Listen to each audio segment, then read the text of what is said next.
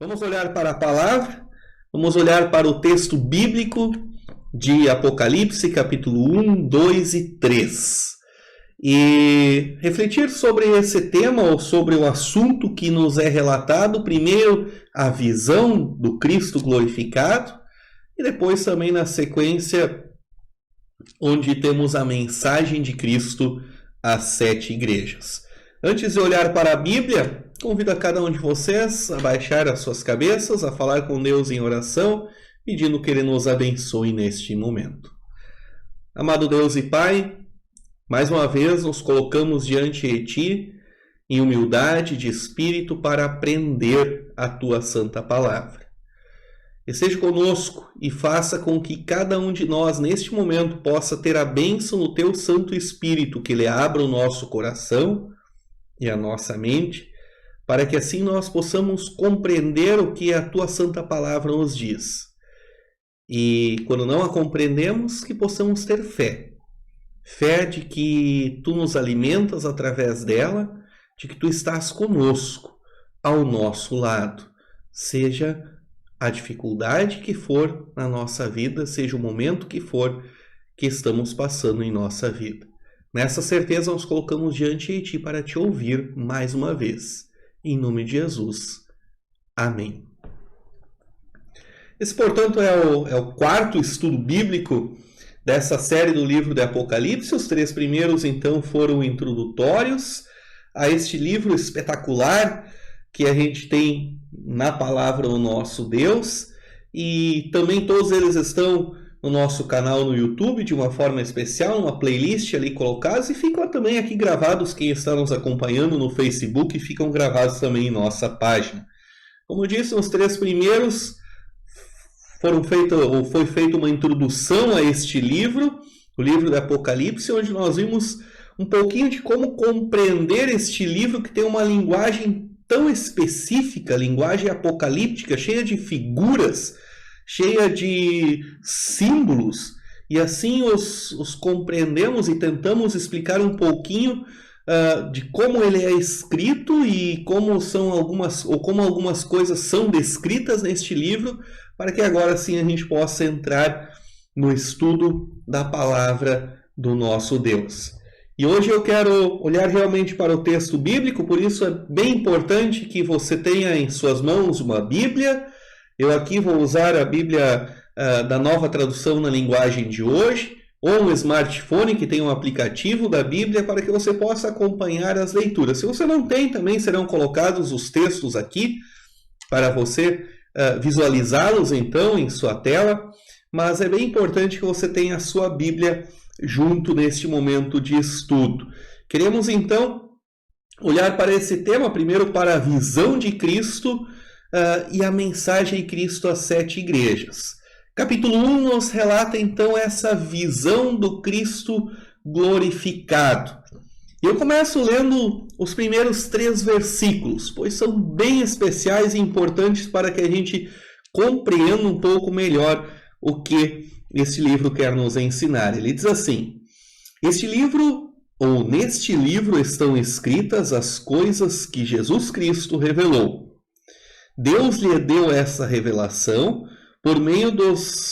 para mostrar aos seus servos o que precisa acontecer logo.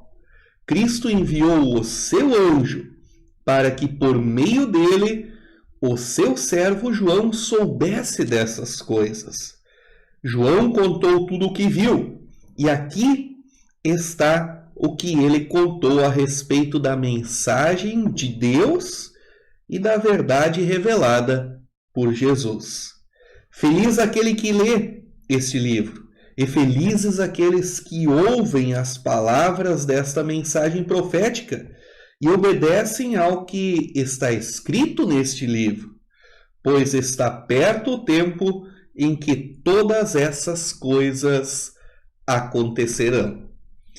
Já comentamos em outro momento, mas o texto deixa bem claro que este livro é uma revelação do próprio Deus. Deus revela a Jesus Cristo, como vocês acompanharam na leitura, que revela ao anjo, que revela a João, que revela as igrejas. E o que ele revela às igrejas? O que precisa acontecer logo, diz no versículo 1, ou aquilo que precisa acontecer, aquilo que ainda precisa acontecer.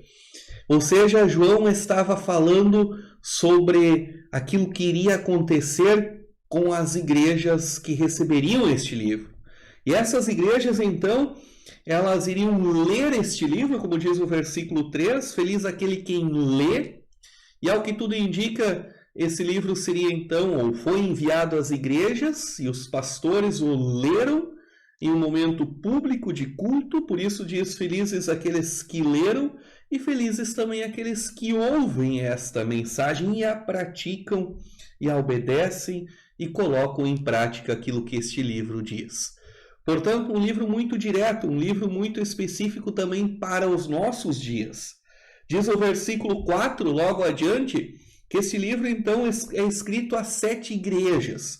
E aí eu retorno aos estudos anteriores, 7 é o número da perfeição.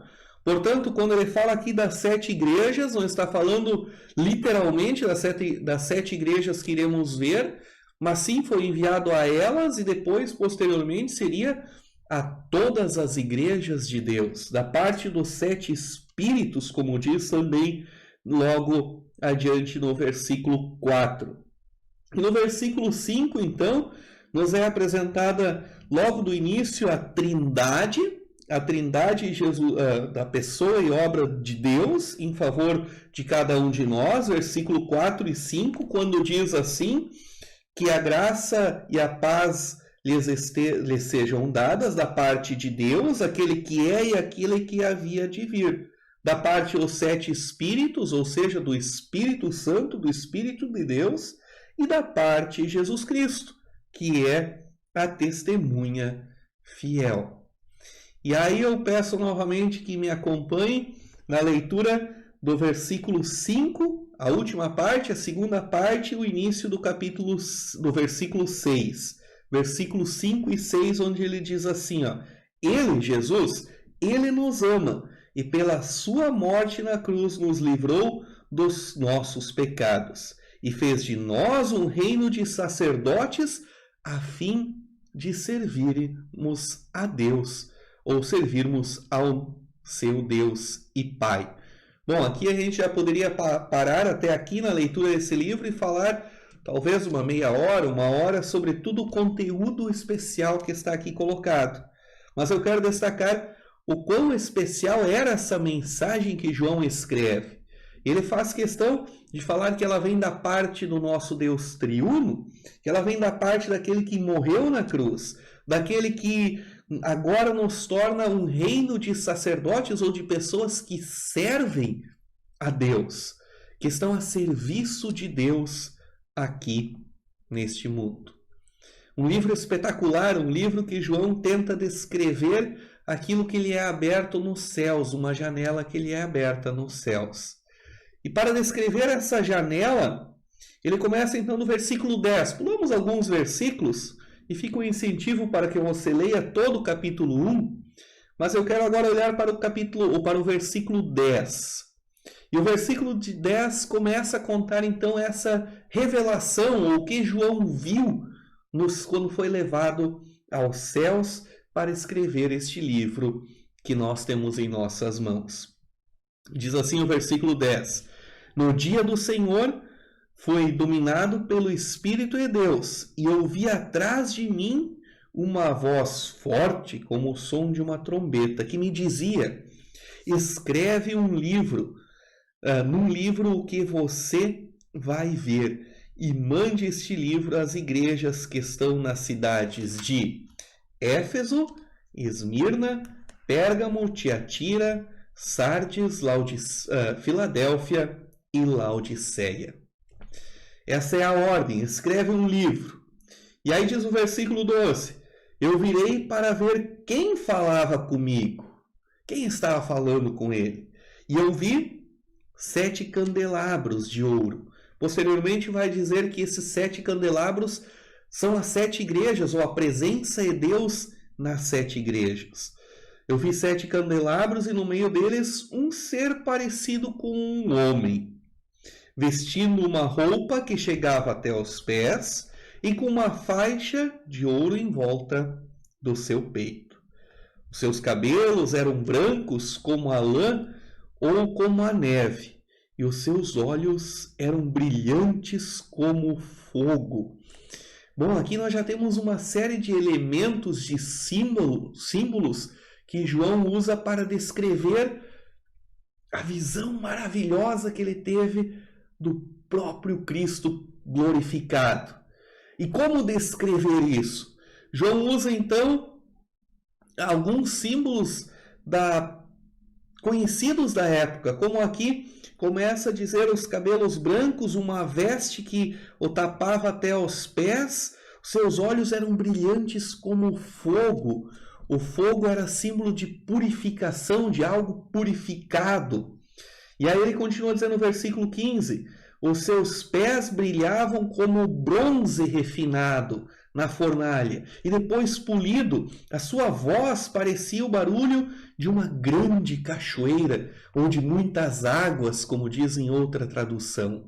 Sempre que é usada essa expressão, muitas águas, requer ou nos leva, como nós vimos em outro momento, a imaginar uma voz forte, uma voz poderosa, assim como a força de muitas águas.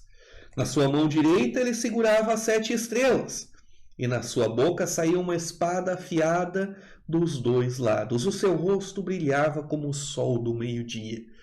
Que descrição maravilhosa da figura de Jesus Cristo glorificado. As 7 estrelas, posteriormente, vamos ver que são os 7 anjos, aos quais recebem então essa carta. Da sua boca saiu uma espada afiada dos 2 lados. O que quer dizer isso? Em outros momentos na Bíblia, a palavra de Deus é identificada como uma espada que corta tanto para a condenação como para a salvação, uma espada aos 2 lados. Versículo 17, ele continua dizendo assim, quando eu ouvi, caí aos seus pés como morto. Caí aos seus pés como morto. Porém, ele pôs a mão direita sobre mim e disse, não tenha medo. Eu sou o primeiro e o último. Eu sou aquele que vive. Estive morto, mas agora estou vivo para todo sempre. E tenho autoridade sobre a morte e sobre o mundo dos mortos. De uma forma toda especial, aqui Jesus se aproxima de João. E ao João, então, ver toda a glória de Cristo nos céus, o Cristo glorificado não esquece de ter o mesmo tratamento com João como teve enquanto esteve aqui nesse mundo. São inúmeras as vezes que aparece a expressão na Bíblia, não tenha medo. E essa expressão, não tenha medo, foi inúmeras vezes ditas por Jesus aos seus discípulos. E agora, novamente, ela é repetida a João lá nos céus. Não tenha medo. Sou eu que venci a morte. Eu estou aqui para agora te revelar aquilo que ainda vai acontecer.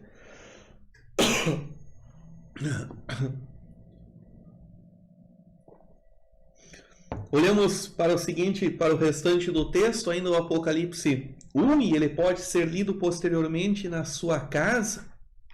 Mas eu quero terminar assim a leitura de uma forma bem rápida e dizer a cada um de vocês que essa visão fantástica que João teve dos céus é a mesma visão que acontece, ou é o mesmo fato que acontece tantas outras vezes na palavra do nosso Deus. São fatos únicos que o ser humano tenta descrever com a sua razão e com a sua linguagem.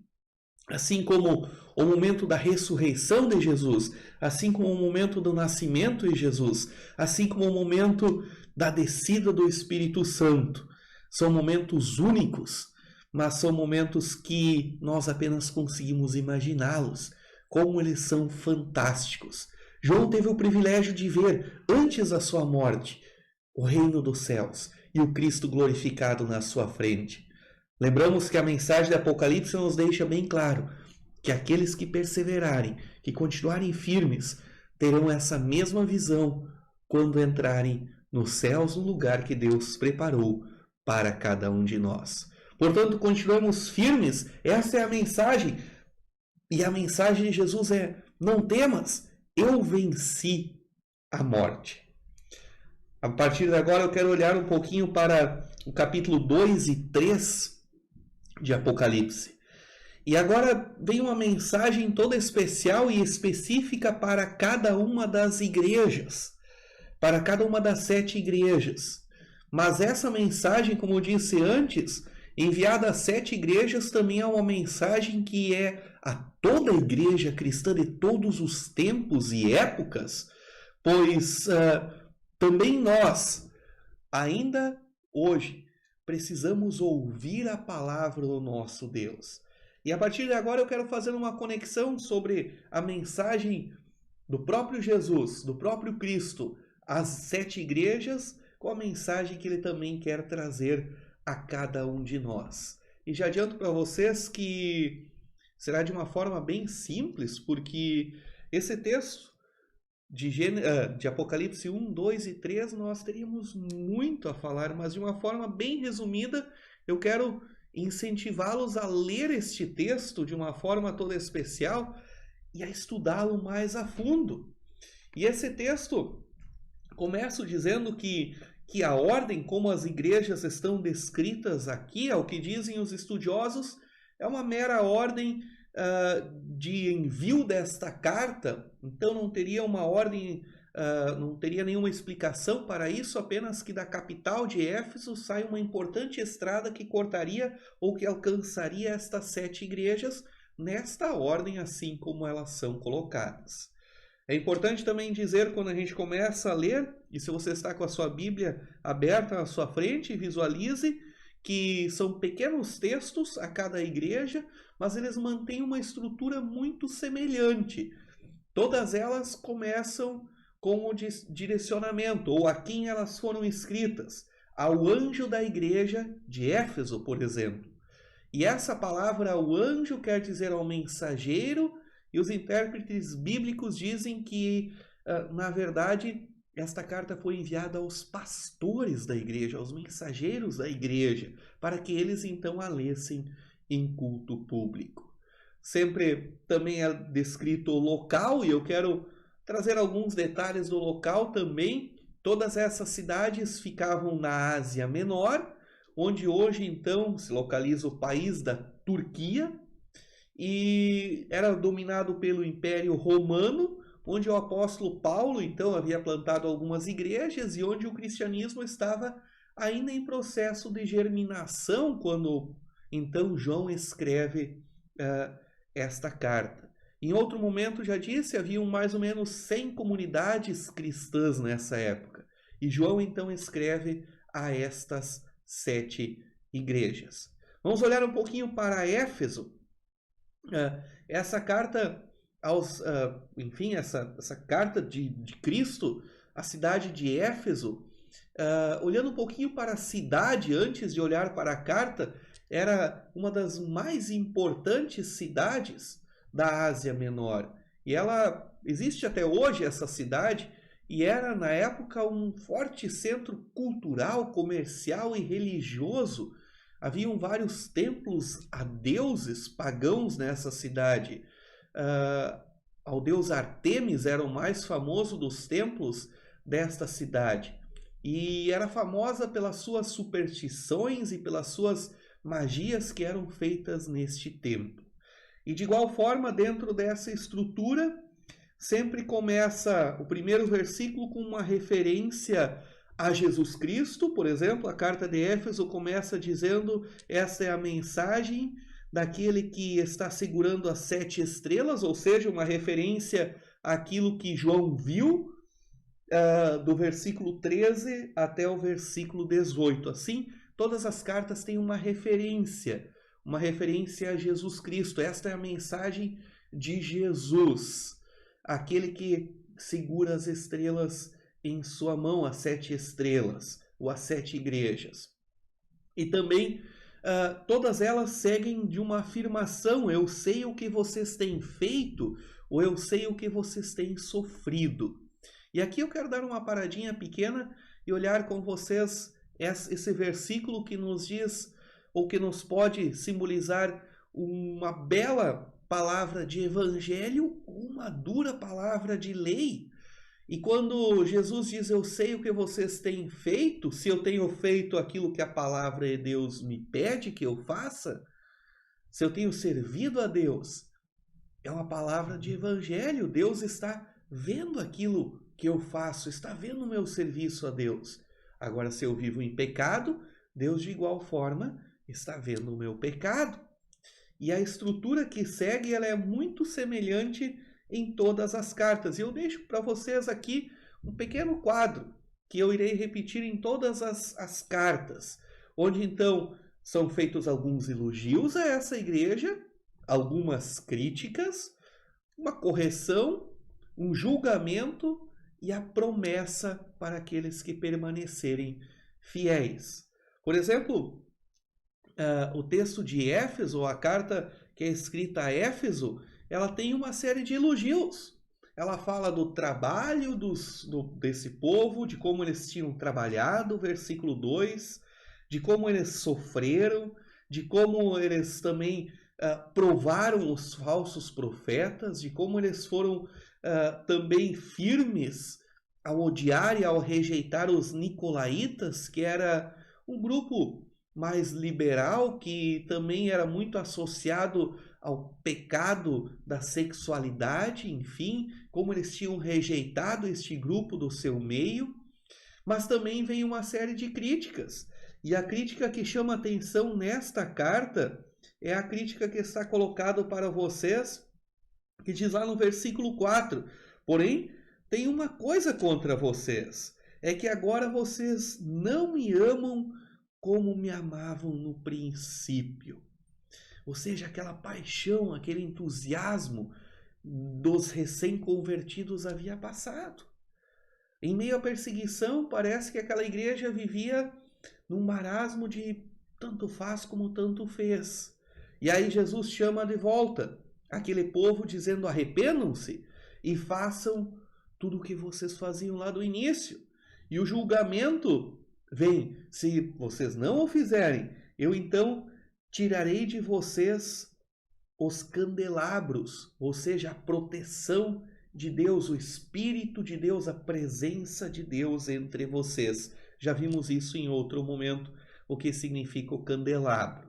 E a promessa, então, para aqueles que ficarem fiéis, é que eles iriam, então, comer do fruto da árvore da vida, ou seja, estariam na Nova Jerusalém, que é descrita lá no capítulo 20.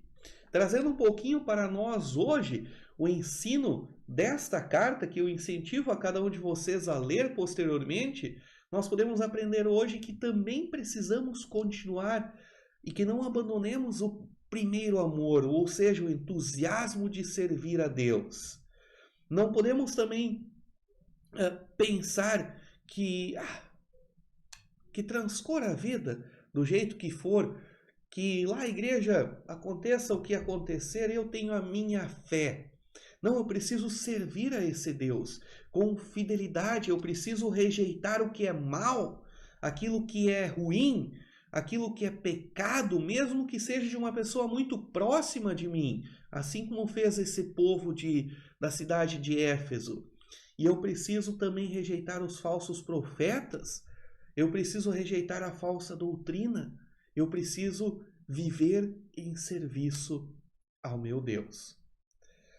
A segunda carta é enviada à cidade de Esmirna, e essa cidade de Esmirna hoje é chamada de Izmir, e é uma bela cidade costeira, enfim, era uma rota comercial, e ela era muito famosa pelo culto ao imperador. Também um dos seus pastores, Policarpo, é um dos mais conhecidos mártires da igreja primitiva, ou foi um dos primeiros mártires e mais conhecidos mártires da igreja primitiva. Essa é uma das duas cartas que não tem nenhuma crítica, E ela começa ou Jesus começa fazendo alguns elogios, versículo 9, olha, vocês estão sofrendo, vocês estão suportando o sofrimento, porque vocês são muito pobres, ou seja, a pobreza, vocês estão enfrentando perseguições, vocês estão sofrendo prisões, mortes, enfim, por causa do Evangelho. Mas existia ali entre eles um grupo, e isso diz no versículo 11, ou melhor dizendo, no versículo 9, um grupo que se dizia judeus, ou se dizia do povo de Deus, mas quando na verdade falavam mal do povo de Deus. E aí parece que não tem nenhuma novidade hoje, ou talvez seja muito visto também ainda hoje isso em nossos dias. E esse grupo então pertence a Satanás, diz o próprio Cristo. Rejeitem este grupo. Então não existe nenhuma crítica, mas existe sim uma palavra de encorajamento, uma palavra forte de rejeição ao pecado. Também não existe nenhuma correção, apenas o versículo 10 é o tão conhecido versículo que não está aqui na linguagem de hoje, mas o final dele diz assim: ser fiel até a morte, dar-te-ei a coroa da vida. E aí vem também a promessa desta carta, receber a coroa da vida, ou aqueles que estariam fiéis até o fim receberiam a coroa da vida. O que podemos aprender com esta carta, com esse pequeno trecho para nós hoje? Principalmente o cuidado que devemos ter com os falsos cristãos, com aqueles que parecem ser do povo e na verdade não são e falam mal e usam a igreja para o mal. Também podemos aprender a enfrentar a perseguição, a pobreza, porque Deus está conosco. Podemos aprender a ser fiéis a Deus até a morte, porque a promessa da vida eterna está presente também nesta carta. Quando o próprio Cristo se direciona ao anjo da cidade de Pérgamo, ele também se direciona a essa cidade da Ásia Menor, hoje conhecida como Bérgamo, e essa cidade ficava no alto de um monte, cerca de 250 metros acima dos vales que a cercavam. E ali ela era muito conhecida por uma série de templos pagãos que se tinha naquela cidade. Tinha o templo ao deus da cura, ao deus Salvador, enfim, ao Zeus Soter, enfim, o Deus Salvador. Existia ali também um forte culto ao imperador, por isso no versículo 13 diz assim: ali entre vocês está o trono de Satanás. Ou seja, Cristo aponta para aquilo que é mais profundo na palavra de Deus, que é a idolatria. Também um dos primeiros mártires, Antipas, era dessa cidade, e aqui faz referência a este mártir no capítulo ou no versículo 13. Um dos primeiros mártires da igreja cristã. E essa igreja, então, recebe também alguns elogios por permanecer fiel em meio a essa perseguição. Fiel mesmo vendo que o seu irmão Antipas havia sido morto por causa da sua fé. Mas também existe uma dura crítica. A dura crítica vem que eles estavam aceitando a idolatria em seu meio. Pelo meio em que viviam, estavam então aceitando algumas heresias. A imoralidade dos nicolaítas, enfim, algumas heresias eram aceitas por aquela igreja. E Jesus diz: arrependam-se disso. Arrependam-se disso. E se não houver arrependimento, eu irei lutar com vocês com a espada afiada dos dois lados que sai da minha boca. Ou seja, contra a heresia, o próprio Cristo usa a palavra de Deus. E aí fica o conselho para cada um de nós. A promessa é o maná desconhecido, a pedra branca, ou um novo nome no reino dos céus. O que podemos tirar para nós hoje? A forte rejeição de Deus à idolatria. E ela ainda continua sendo hoje um dos piores pecados, um dos pecados mais abominados por Deus. E seja ela uma idolatria externa, ou seja ela uma idolatria interna a nós mesmos, ao ser humano, as heresias, as falsas doutrinas precisam ser combatidas e afastadas do meio cristão. Ainda hoje, permanecemos ou precisamos permanecer fiéis a Cristo em meio à perseguição. Precisamos usar a palavra para defender a nossa fé, defender a pura e sã doutrina. E assim poderíamos citar ainda tantos outros coisas que podemos aprender. A quarta cidade a qual esse livro então é direcionado é a cidade de Tiatira, hoje a cidade de Akhisar, na Turquia, e ela era na época um posto avançado, um posto militar, onde além de muitos militares existia uma série de associações de artesãos, enfim, e ela era muito conhecida por promover grandes banquetes nessas associações, onde grande maioria das vezes a comida ali servida era consagrada a ídolos, e essas festas terminavam então em grandes orgias. Por isso fala aqui nesse texto de Jezabel, no versículo 20. E essa Jezabel não é uma pessoa literal, e sim uma referência à rainha do povo de Israel, que levou o povo de Israel todo a cometer o pecado da idolatria lá no Antigo Testamento. Ou seja, não sejam idólatras, não se inclinem àquilo que estava acontecendo ao seu redor.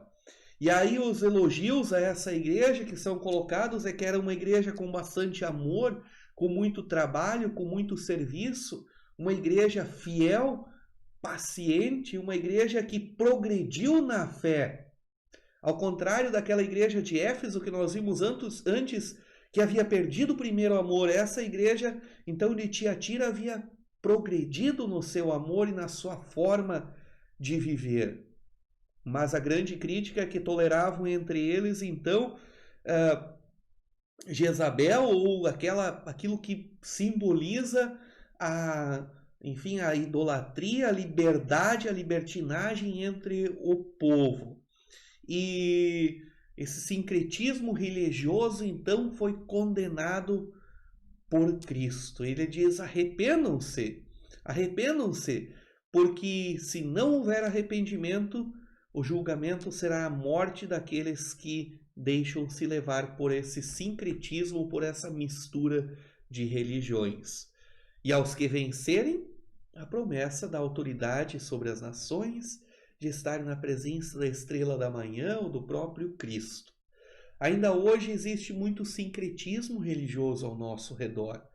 E o que podemos aprender desta carta a essa igreja? Que Cristo abomina esse sincretismo e essa mistura de religiões, onde eu pego um pouquinho do que é interessante daqui, um pouquinho do que é interessante daqui, um pouco do que é interessante de outra igreja e formo a minha religião, a minha igreja, aquela que me agrada, uso textos bíblicos que falam aquilo que me é agradável aos meus ouvidos. Diz a palavra de Deus que chegaria esse tempo onde então o povo faria para si mestres que falariam aquilo que nós queremos ouvir. Mas aqui é fortemente condenado esse sincretismo, essa idolatria, e mais uma vez Cristo nos chama a servir em amor. A quinta cidade de Sardes, uma importante cidade que ficava num local de uma encruzilhada de várias estradas importantes da Ásia Menor, e ela era conhecida na época por sua vida luxuosa. Era conhecida também por ser construída no alto de um monte e por ser inabalável ou ser inatingida pelo inimigo, quando na verdade ela fora destruída 2 vezes, já no período dos primeiros cristãos, pela falta de vigilância. Por isso, talvez, logo no versículo 1, é identificado, o Cristo se identifica como aquele que tem os 7 Espíritos de Deus e as 7 estrelas, ou seja, aquele que vigia pelo seu povo, aquele que está a cuidar do seu povo. Essa igreja, de igual forma, recebe alguns elogios, e principalmente por permanecer fiel em sua fé, por alguns terem permanecido fiéis nessa fé. Recebe uma série de críticas, inclusive é dito que eles pareciam estar vivos, quando na verdade não estavam vivos na sua fé. Versículo 2, é chamado novamente ao arrependimento, é chamado novamente a fazer aquilo que a palavra de Deus pede que nós façamos, colocar em prática a palavra de Deus. E o julgamento, então, para aqueles que não iriam colocar em prática a palavra de Deus seria a vinda de Cristo de uma forma inesperada. Por isso que Jesus alerta lá no Evangelho: estejam sempre de sobreaviso, vigiai e orai. Aqui Jesus alerta: coloquem em prática aquilo que vocês aprenderam, porque a volta de Cristo está próxima e ela pode ser de uma forma inesperada. E a promessa, então, as vestes brancas e o reino dos céus. O que eu posso aprender ao ler a carta de Cristo glorificado à igreja de Sardes? Primeiro, que eu preciso cuidar para ficar de pé em minha fé. Que eu preciso cuidar para estar vivo, para eu não me enganar a mim mesmo em minha fé. E aí, para que eu não me engane, eu preciso me examinar constantemente na palavra de Deus. Eu preciso também, além de ouvir a palavra, praticá-la no meu dia a dia. Felizes aqueles que ouvem, aqueles que praticam, diz lá no capítulo 1. Eu não posso viver a minha fé de aparências apenas, ou dizendo que eu faço parte de um grupo determinado dentro do cristianismo. Eu preciso pôr em prática, eu preciso estar vigiando, eu preciso estar pronto para a volta de Cristo. Essa é a grande mensagem da igreja, ou a igreja de Sardes. A sexta cidade de Filadélfia. Hoje, ali nesse lugar está a cidade conhecida pelo nome de Alacier, e essa cidade então fica às margens de uma importante estrada da Ásia Menor, e era uma grande cidade e um importante centro comercial na época. Ela recebe de igual forma elogios, que mesmo sendo poucos naquela cidade, mesmo sendo uma igreja muito frágil, eles estavam permanecendo fiéis em meio ao sofrimento, sofriam com paciência, e mesmo sendo poucos, diz o texto da igreja de Filadélfia, ou a igreja de Filadélfia, que Cristo estava abrindo diante deles uma grande porta, uma porta para a missão, para levar a palavra de Deus. Não existe nenhuma crítica. Só novamente é lembrado que existe ali um grupo que diz ser do povo de Deus, quando na verdade não faz parte do povo de Deus, e aí fica o alerta: afastem-se dessas pessoas. A correção também não existe, mas existe o alerta de igual forma: guardem aquilo que vocês já têm em vocês. E o julgamento, então, é que os fiéis, ou aqueles que não estariam fiéis, aqueles que não ouviriam a palavra de Deus, no dia do juízo final teriam que cair de joelhos diante do próprio Deus. E a promessa, então, é uma coluna no lugar, no templo de Deus, ou seja, a permanência eterna diante de Deus nos céus. De igual forma, o que podemos aprender hoje com esta igreja? Que falsos cristãos, assim como na outra igreja que fala destes que se diziam ser do povo de Deus, eles continuam existindo em nosso meio. Precisamos aprender que, mesmo sendo poucos, mesmo sendo frágeis por vezes, Deus nos abre portas diante de nós, portas de pregar o Evangelho, de levar a palavra de Deus. E como eu digo sempre, esse estudo é uma das portas que Deus abriu num momento tão difícil em que a igreja vive, uma porta para pregar a palavra do nosso Deus. E a última igreja, então, que é a igreja de Laodiceia. Também hoje ali nesse local está a cidade de Pamukkale, a cidade de Pamukkale, e ela era uma das mais ricas cidades, conhecida por terem os mais importantes bancos, escolas de medicina, uma indústria têxtil muito forte, e essa igreja de Laodiceia chama muito atenção. E uma pena já termos adiantado o nosso tempo, não podermos olhar com mais carinho para essa carta, porque é a única que não recebe nenhum elogio de Cristo, nenhum. Pelo contrário, recebe duras críticas, mas duras críticas mesmo.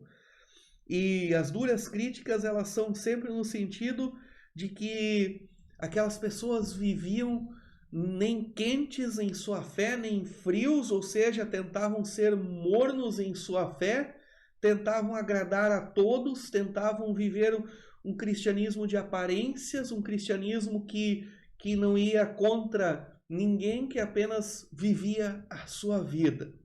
E ali Jesus diz: arrependam-se, reconheçam a vossa situação de miséria espiritual diante de Deus. Aquele povo não reconhecia que eram infelizes, como diz o versículo 17, que eram miseráveis, infelizes e pobres e cegos. Também eles não conheciam aquilo que realmente era importante. E aí chega no versículo 18 a dizer assim: comprem para vocês um colírio para que os seus olhos fiquem para os olhos, a fim de que possam ver a miséria que vocês vivem. E essas palavras duras, elas seguem também com o julgamento, ou com aquilo que aconteceria se não houvesse uma mudança. Jesus diz: eu estou a ponto de vomitá-los da minha boca, ou seja, de excluí-los do reino dos céus. E essa palavra dura, ela vem também com o evangelho. Aqueles que mudarem de vida, aqueles que escutarem, e aí vem esse texto tão importante, do versículo 19 e versículo 20. Eu corrijo e castigo a todos os que amo, portanto levem as coisas a sério e se arrependam. Escutem, eu estou à porta e bato, e essa referência não é, como já falei em outro momento, não é uma referência ao não cristão, que Cristo está batendo à sua porta, mas sim a referência ao cristão que não reconhece o seu pecado. Aqui Jesus diz: eu estou à porta e bato, e se alguém tem ouvidos para ouvir, que ouça, porque eu estou à porta e bato. E desta carta nós podemos aprender muito, principalmente aprender que não podemos ser politicamente corretos, não podemos viver de aparências o nosso cristianismo. Precisamos ser quentes em nosso viver. Não podemos estar em cima do muro. Precisamos sim servir a Deus. Precisamos reconhecer a nossa total dependência de Deus. Nossa total dependência de Cristo. E eu termino citando 2 versículos. O primeiro: felizes aqueles que leem este livro, aqueles que ouvem essas palavras, essa mensagem e obedecem aquilo que está escrito. E por último, termino com o versículo 17 que diz: não temam, pois eu sou o primeiro, eu sou o último, eu sou aquele que vive, aquele que morreu e que agora está vivo para sempre. Creiam nas palavras deste Cristo, leiam este livro, pensem nisso e que Deus nos guarde, hoje e sempre.